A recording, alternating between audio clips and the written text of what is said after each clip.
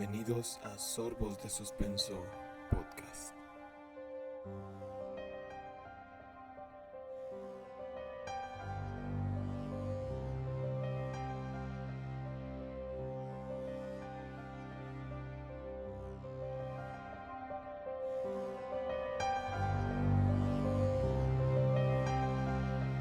Imagina estar en tu casa o tu trabajo un día cualquiera, haciendo tus deberes, trabajando como siempre, tal vez cocinando, o quizás solo perdiendo el tiempo en algún pasatiempo, y de repente comienzas a sentirte mal. Te sientes ligeramente mareado, aturdido y con náuseas. No importa, quizás el sueño acumulado, así que lo dejas pasar. Aunque realmente tus malestares no se van. Cada hora que pasa se van agraviando poco a poco. Pocos días después te levantas y te sientes pesado. Los músculos están cansados y densos. Pero ves algo peor. Un bulto en tu cuello comienza a formarse. Lo tocas y resulta ser doloroso. Esta vez ya estás preocupado. Buscas información, vas con especialistas y nadie sabe qué te ocurre. Cada día que pasa estás peor, más cansado, más débil. Ese bulto no solo ha crecido, se ha multiplicado y está en más partes de tu cuerpo, entumeciendo tus extremidades y llenándote de dolor con el movimiento. Pero no eres solo tú. Ahora cada vez hay más gente que está en las mismas condiciones o peores que las tuyas. Has visto a tu pareja con los mismos bultos, a tus hermanos con hemorragia y hasta a tus padres tosiendo sangre. Cada vez hay más enfermos, pero no están ni de cerca de encontrar una cura. Las ciudades se van vaciando a medida que los enfermos aumentan. Todos dicen que Dios está molesto y que es su forma de castigarlos. ¿Piensas que quizás sea cierto? Las personas mueren sin esperanza alguna. ¿Qué otra cosa puede ser? Piensas en tus pecados y con tristeza aceptas tu destino en soledad, en un rincón de tu casa. Y es así, como sin remedio alguno, cuando dejas de respirar, pasas a ser una más de las víctimas de una enfermedad terrible que arrasó a más de la mitad de Europa en el siglo XIV. ¿Escuchas? Vayan a llenar su taza con café y acompáñenos mientras hablamos de la peste negra.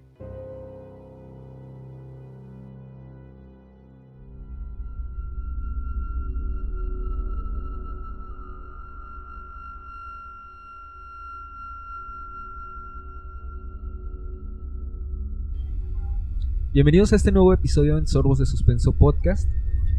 Esta vez queremos hablarles de algo que otra vez tiene un poquito que ver, no tal cual como con una fecha en específico, pero sí con lo que estamos viendo actualmente, que es una posible pandemia.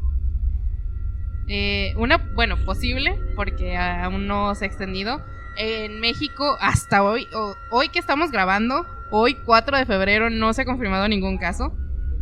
Pero quién sabe, pasan los días. Así que quisimos hacer un poquito de historia. Para que se preparen. Ajá. No es cierto. Para darnos una idea de lo que viene. No. Pues el tema está acorde al tiempo. Hablar de uno de los episodios más oscuros que hubo en cuanto a salud humana.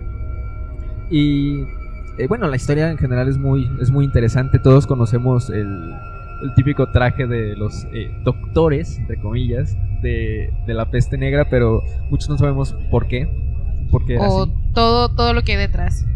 De hecho, quisiera hacer un pequeño agradecimiento a 2 blogs que tienen la historia. Nosotros les vamos a contar la historia resumida, sobre todo los detalles que nos conciernen a nosotros que somos amantes del suspenso, que son un poquito de detalles médicos, datos sobre muerte. Pero para los que les gusta la historia y la geografía, que quieren saber un poquito más de esto, bueno, les voy a dar el nombre de 2 blogs que fueron fuente primordial para la investigación de este episodio, que es sobrehistoria.com y lifethere.com. Para los que nos siguen en YouTube, les vamos a dejar los links en la descripción para que vayan y les comenten y lean si les interesa saber absolutamente todo, ¿no? Porque tienen muchísima historia condensada de buena calidad, con referencias, con citas. Está muy muy buena su información y pues es un agradecimiento que tenemos hacia ellos. Y vale la pena que entren y investiguen un poco más. Además esperamos que con este episodio también, si se quedan con dudas, pues vayan, investiguen, y que nunca está de más aprender. Además, algo que no está de sobra mencionar, que nunca les hemos contado, sus servidores, ambos, somos biólogos en áreas completamente distintas, pero nosotros tenemos una percepción de lo que es la vida y los ecosistemas un poquito diferente, y queremos compartírselas con esto, porque cuando les comentemos las verdaderas razones por las que este episodio se dio, vamos a ver que tiene mucho que ver con el respeto a la vida. Igual nada más para aclarar un poquito, ya casi somos biólogos. Bueno, Últimos semestres, bueno, ya vamos a... Yo ya estoy año, digamos, casi titulada. A Efraín le falta poquito más. Sí, te amo, ya Efraín. Ya casi. Sin más que decir, estamos transmitiendo no en vivo de Guadalajara para el internet. Yo soy Ivette Padilla. Y Efraín Cabañas.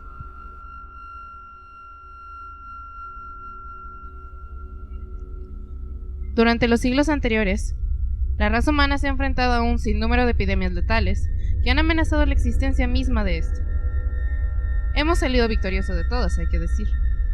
Sin embargo, muchas de ellas han sido episodios oscuros que, aunque los ganamos, no se puede negar que han dejado cicatrices profundas en nuestra historia.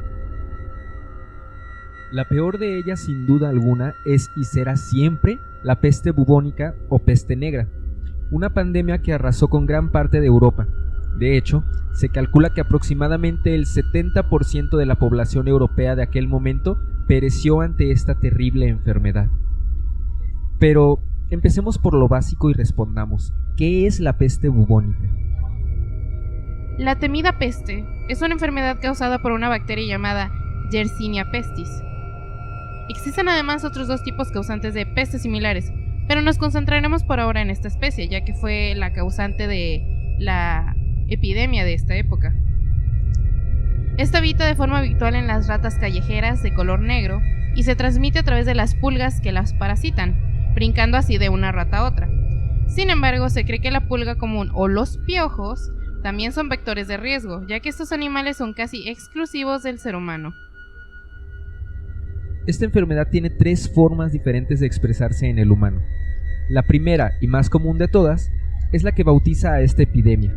Es la forma bubónica, que se caracteriza por nódulos o bubones que se hinchan en las ingles, axilas o cuello, en forma de huevo y dolorosos al tocar. El contagio estándar sucede una vez que la pulga muerde a la persona. Esto además causa fiebre, cansancio, dolor muscular y dolor de cabeza. La segunda más común es la septicémica, que ocurre cuando la bacteria entra en torrente sanguíneo. Causa fiebre, escalofríos, debilidad extrema, dolor abdominal, diarrea, vómitos, hemorragias en nariz, boca, recto y o bajo la piel, además de gangrena, es decir, la putrefacción de ciertas zonas, usualmente manos, pies, dedos o nariz, causando que estas partes pierdan sensibilidad, función y además se tornen de color entre negro y morado intenso, lo que causó que además muchísimos le llamasen a la epidemia como la peste negra. Hasta aquí todo suena con términos un poquito médicos, bueno, muy médicos, pero a la vez, si te pones a pensarlos, no son difíciles de imaginar, pero son feos de imaginar. Claro, de hecho, la primera, que era la más popular, no suena tan terrible. Es básicamente una enfermedad, como muchas otras, como puede ser una influenza muy fuerte, exceptuando los nódulos que se formaban en el cuerpo. Pero la segunda ya estamos hablando de una infección en la sangre. Y pues imagínate empezar a escupir o a tener hemorragias internas, sobre todo para la época, que cualquier anomalía de este tipo ya se consideraba merecedora de un exorcismo. Pues, o sea, es que imagínate también con la gangrena, o sea, la putrefacción de las extremidades, que se empiecen a poner de colores oscuros. No, y es sentir cómo poco a poco te van dejando de responder, se van poniendo tiesas, duras. Ha de ser horrible. Es básicamente ser un muerto en vida. Sí, bueno, a lo mejor esos fueron los primeros zombies. La tercera, y la más inusual, se da si las bacterias son ingeridas o inhaladas, es decir, que pasa al sistema respiratorio. Esta forma de peste es la más peligrosa, no específicamente por ser la más letal, sino por ser la más contagiosa, ya que un solo estornudo de un enfermo es suficiente para contagiar a las personas cercanas a él. Esta forma causa debilidad extrema, falta de aire, mareos, dolor de cabeza, tos con esputo sanguinolento, es decir, gargajos con sangre, y neumonía, que puede evolucionar hasta causar fallos totales en el sistema respiratorio y, por ende, la muerte. Tarda hasta 10 días en desarrollarse la neumonía de forma completa. Sin embargo, actualmente se sabe que si la vacuna no es administrada dentro de las primeras 24 horas en que la bacteria ingresa, esta puede ser irremediablemente mortal. Si bien la enfermedad ya es fácil de controlar, pues contamos con antibióticos y vacunas adecuadas, la gran epidemia se remonta a una época antigua muy distinta, donde los conocimientos médicos eran tan escasos que no era de sorprender que la ruina y el pánico se apoderara de todos una vez que esta enfermedad tan visualmente espantosa y tan contagiosa empezara a invadir grandes pedazos de tierra. Claro, estamos hablando de el que erróneamente llamamos el oscurantismo, pero bueno, estamos hablando de Europa. Europa sí estaba en una situación muy precaria en cuanto a los conocimientos, no se impulsaba el desarrollo de nada. Como veremos más adelante, la iglesia volvió a meter mano para complicar la situación todavía más de lo que ya era. Así que sí, no era de sorprenderse que el pánico fuera un factor característico de esta época. O sea, imagínate, como hicimos el texto al inicio, de repente te empiezas a sentir mal y notas que todos se están sintiendo mal, que hay gente escupiendo sangre, hay gente que la mano se le está poniendo morada, que se le va a caer literalmente por estar pútrida. Suena un pesadillo, un episodio de terror, una muy buena película de terror, pero esto fue real. Sí, digo, o sea, sobre todo por la época. O sea, es que ahorita, por ejemplo, pues el coronavirus, ¿no? Ya que estamos hablando del mame del momento. Ajá. Que bueno, no tiene estas características, por ejemplo, de ponerte en las extremidades oscuras y que se te empiecen a pudrir, ¿no? Pero, o sea, sabemos que actualmente la ciencia está muy avanzada y de cierta forma, digo, también nosotros no lo hemos vivido como muy de cerca, sabemos que la tasa de mortalidad es muy baja, pero de cierta forma sabes que es, o creemos que es cuestión de tiempo para que encuentren una cura. O sea, actualmente como que le tenemos mucha fe a la ciencia. Sí, yo siento que a pesar de que somos mucho mame con eso y muchos memes, muchos memes, estamos conscientes y tranquilos de alguna manera, porque sabemos que tarde o temprano esto se va a tranquilizar. Además de que, bueno, en México nos sentimos muy alejados de China, que no estamos tan lejos como solemos creer, pero lo tomamos como un problema lejano y un problema que, alguien lo va a resolver. Pero para empezar, nosotros tenemos noticias. Eso ya es algo, eso es un avance muy distinto. Tú sabes, o sea, literalmente te metes a Google, le pones coronavirus y te pone el mapa de todos los casos que se han registrado a nivel mundial. En esta época no sabían nada de nadie. Sí había rumores en Europa de que en Asia esto ya había comenzado. Vamos a hablar un poquito de los antecedentes ahorita, pero básicamente no tenía ni idea de la información, de las noticias, de lo que ocurría. Simplemente eran rumores que llegaban al pueblo por trovadores, por no sé, no estoy segura si para ese entonces ya estaba la imprenta, pero no sé. Era una ignorancia de lo que estaba sucediendo y desde dónde venía. Y, o sea, y todo estaba... O sea, ¿cuánto tiempo duraban las personas infectadas antes de morir, antes de empezar a podrirse por partes? Básicamente 10 días, más o menos. Además de que, como, bueno, del tipo respiratorio, pues sí, durabas 10 días y podía ser letal porque era un fallo respiratorio. La más común, que es la bubónica, tiene las tasas de mortalidad más bajas. Aproximadamente el 30% de los infectados morían.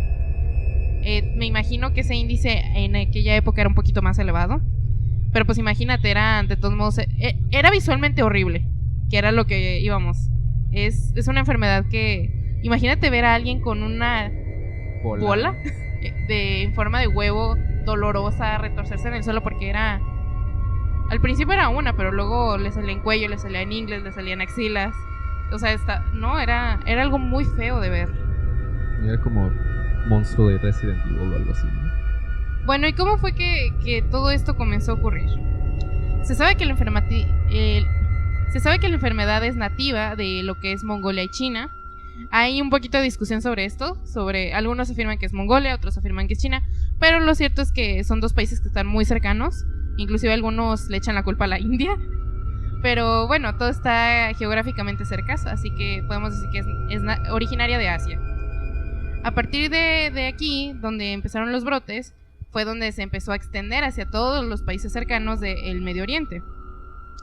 El comercio entre naciones, o más bien entre pueblos o civilizaciones, ya era una realidad, por lo que la mercancía y los bichejos que se colaban en ella, moviéndose de ciudades a otras, fue el comienzo de la propagación.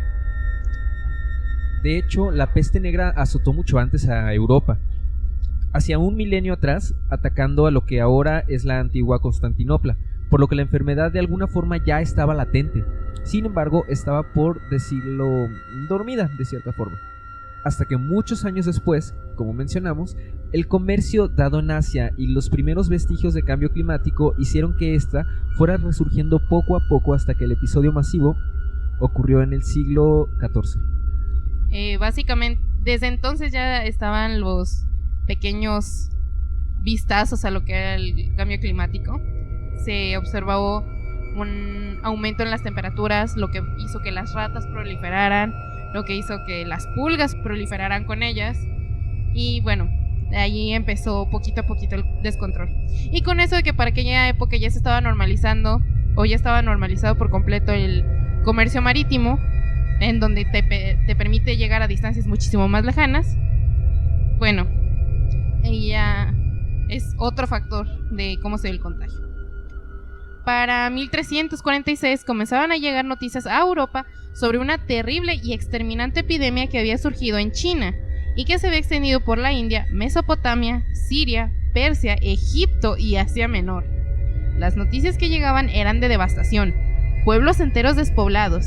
Varios informes llegaron a indicar la pérdida, que se calculaba un número de víctimas superior a los 24 millones de personas. Pero como es Asia, a nadie le importa, ¿verdad? Bueno, es que cuando hablan de la peste siempre hablan de Europa, pero estamos viendo que a Asia no le fue nada bien. Sí, o sea, 24 millones de personas, imagínate. Y claro, 24 millones de personas en esta época, ¿qué sería? El 2% de la población mundial. Pero en aquel entonces eran números bestiales. A principios del siglo XIV, el concepto de contagio no se conocía, por lo que las noticias no causaron el impacto que tal vez tendrían en la actualidad. No fue hasta en 1347 cuando la peste hizo presencia en Italia. Dada la gran cantidad de movimiento comercial marítimo que tenía Génova, lo que se tradujo en más mercancía moviéndose de un lado a otro y con ella muchos animales escondidos entre las cargas.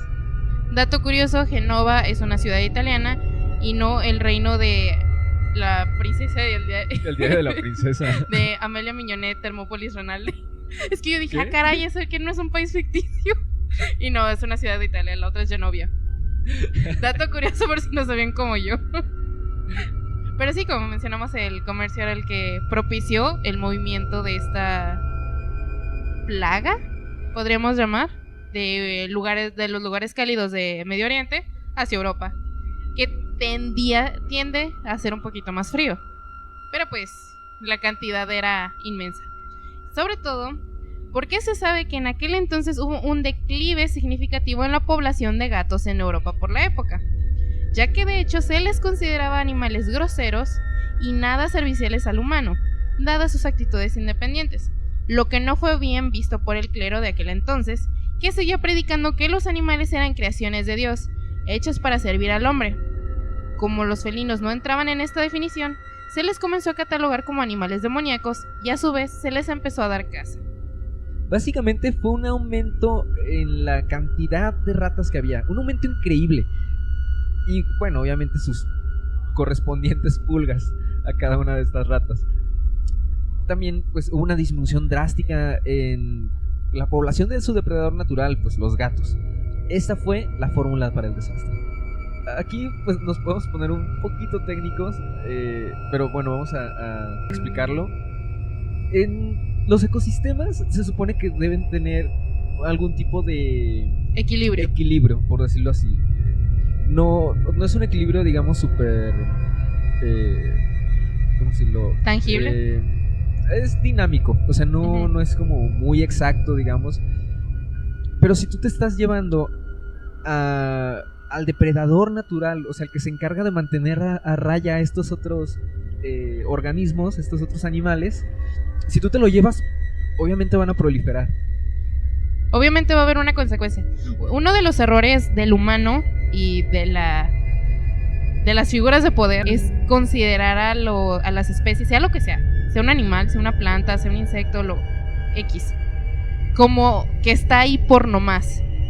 Así como de, este animal, ¿por qué está ahí? Pues no sé, X, no hay que matarlo. No, todo animal, todo ser vivo cumple una función. De repente llega el clero y dice, es que el gato es un ser demoníaco. ¿Por qué? Porque ellos decían que básicamente Dios creó a los animales para nosotros, para servirnos. Y pues conocemos a los gatos, ¿no? Los gatos son unas divas. El gato no te sirve a ti, tú le sirves al gato. Y además, como ellos eran venerados en otras religiones consideradas como paganas, el ejemplo perfecto es la egipcia, que los considera hasta dioses.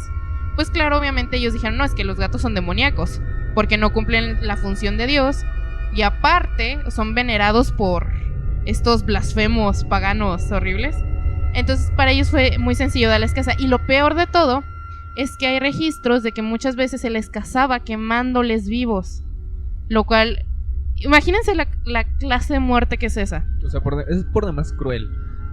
O sea, y pues no tendría ni siquiera... no tenía sentido.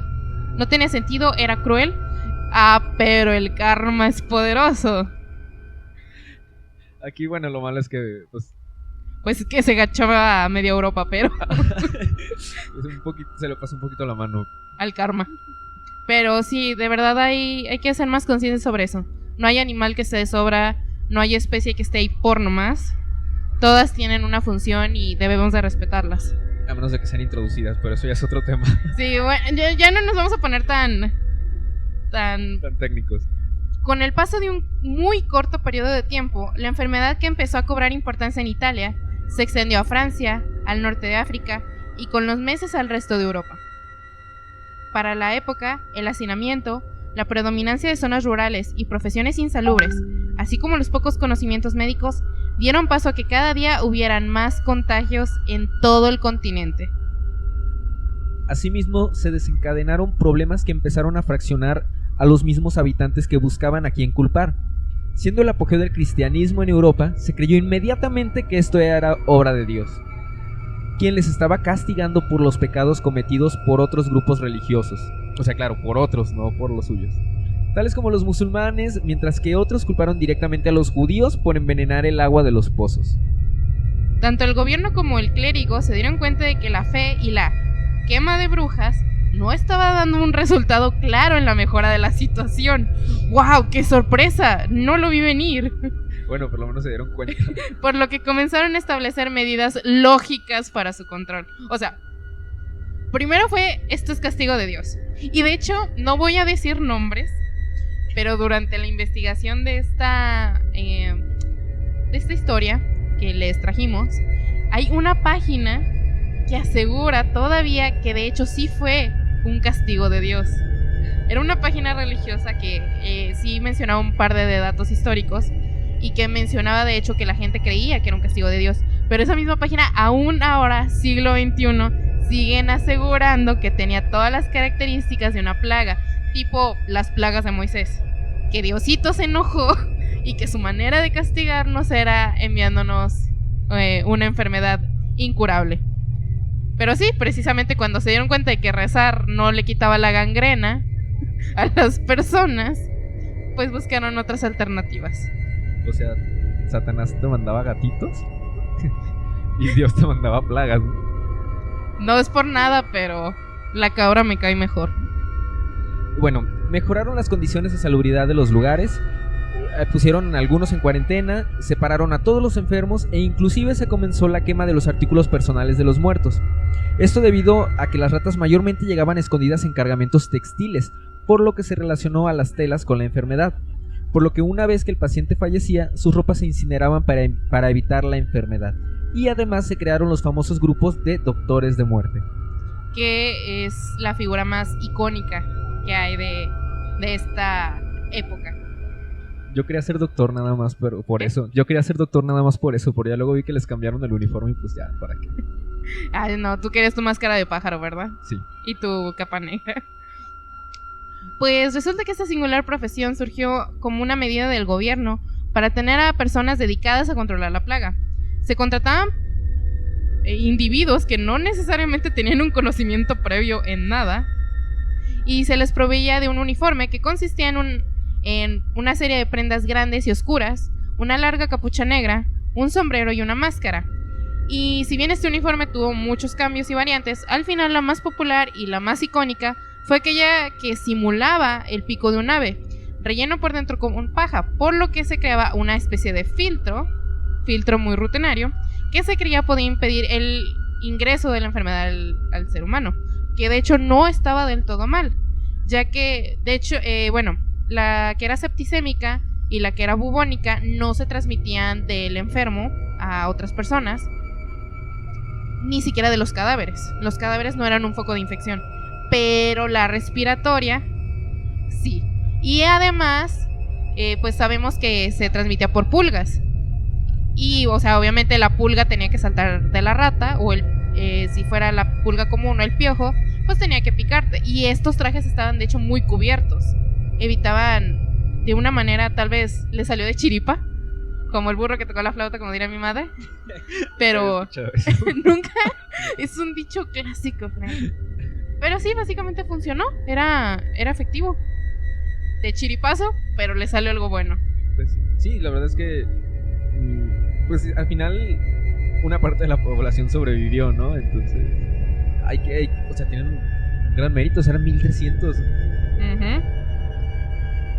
El punto cumbre fue alcanzado en 1348, cuando ya estaba en todo el continente y los muertos sumaban cantidades extraordinarias, terminando con un aproximado de 85 millones de fallecidos por esta causa para el final de la pandemia en 1361. Lo que fue un aproximado del 70% de la población europea total. Estimado, claro. Cabe aclarar que nunca se controló verdaderamente la plaga. Esta arrasó con toda la población susceptible dentro de los países infectados. Hay que mencionar, muy posteriores estudios, determinaron que sí había gente que tenía directamente el gen que lo hacía inmune a la enfermedad. Entonces obviamente los que se garchó la pandemia fueron aquellos que no poseían el gen. Obviamente, como todo en la naturaleza, como los que saben un poquito de genética saben, obviamente no todos van a tener el gen y solo los más adecuados pueden sobrevivir, y esto fue precisamente lo que sucedió. Hay que decir que las precarias pero innovadoras medidas de higiene implementadas, como el lavado de alimentos, muy precarias, el separar a los enfermos, incinerar sus pertenencias y la, entre comillas, desinfección del ambiente con vapores de agua y hierbas aromáticas, ayudaron a sobrevivir a aquellos más aptos, y los que no tuvieron el infortunio de entrar en contacto con la enfermedad directamente. Sin embargo, la mancha quedó ahí.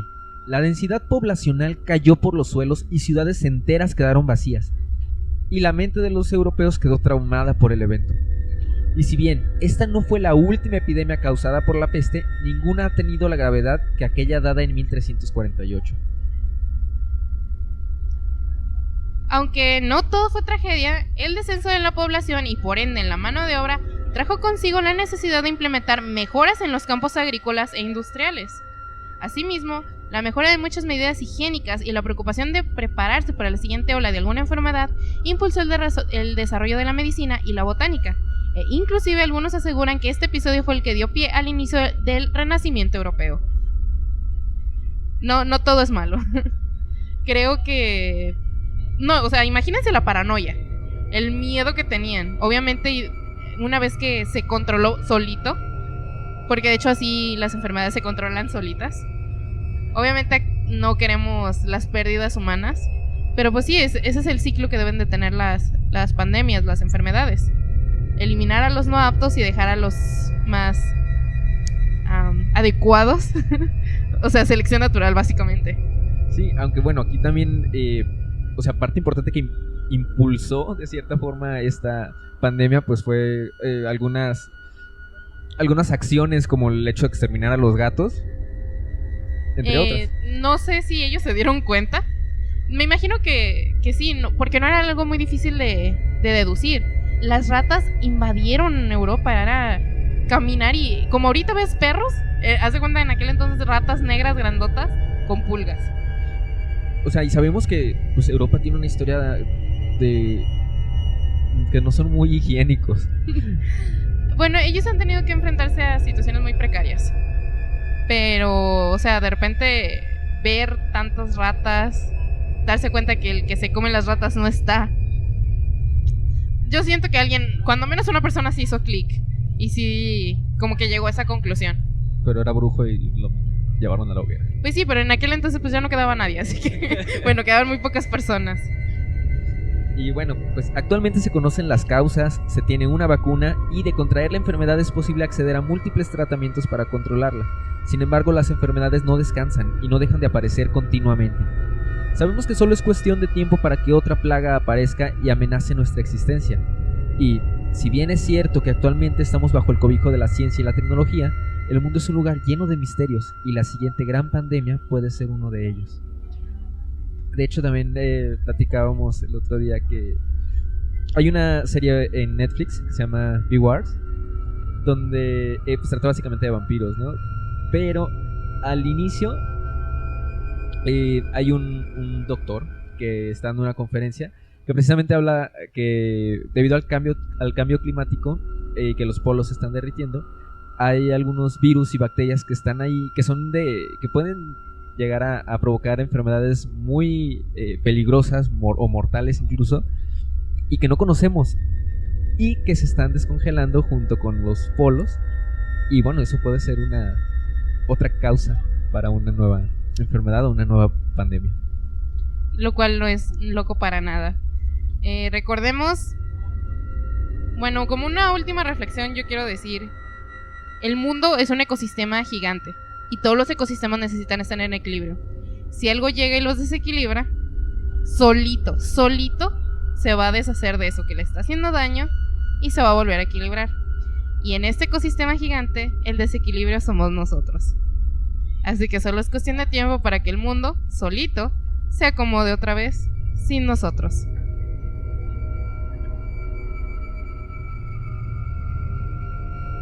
Esperamos que les haya gustado este episodio, igual un poquito diferente también a los anteriores, pero la verdad es que nos gustó mucho hacerlo porque pues toca algunos temas que, todos los temas de los que hablamos nos interesan, pero también un poquito del lado profesional para nosotros es muy interesante. Además sepan que aquí va a haber variedad. Aquí, mientras sea algo que te pueda causar escalofríos, entra. Y sí nos dio la oportunidad de meter nuestro discurso ecologista hippie abraza árboles acerca de lo importante que es mantener las poblaciones en equilibrio siempre. Y de no matar gatos porque sean de Satanás. Depende de... Pero sí, esperamos que les haya gustado. Recuerden que cualquier otro tema que les interese, que quieran escuchar, puede ser de alguna otra epidemia mundial, ¿por qué no? Hay muchísimas de dónde sacar. Pues recuerden, pueden dejárnoslo en los comentarios, en mensaje privado en una de nuestras redes sociales, y con mucho gusto los leemos y vamos a intentar sacar sus ideas. Y pues recuerden que ya estamos en Spotify por fin. Sí. Entonces, pues es más fácil que nos escuchen. Si tienen un premium pueden descargar ahí. Si no, en Spreaker también. Porque también nos cambiamos de servidor. Estábamos en Podbean, ahora nos pueden escuchar en Spreaker. Ahí también pueden descargar el capítulo si no tienen Spotify Premium. Pero bueno, ya tenemos... O YouTube, la vieja confiable. Ajá, o en YouTube. Pero también. sí, quisimos acercarnos un poquito más a ustedes y como, pues, Spotify es la plataforma más común y la más fácil de usar, honestamente. Pues nos mudamos y estamos muy felices de saber que ahora ya es una opción viable para todos ustedes. Así que pues si les ha gustado, por favor ayúdenos compartiendo, nos ayudan bastante a llegar a más gente. Y pues nos vemos en el próximo, bueno, nos escuchamos en el próximo episodio. De Guadalajara para el internet, yo soy Yvette Padilla. Y yo, Efraín Cabañas. Buenas noches.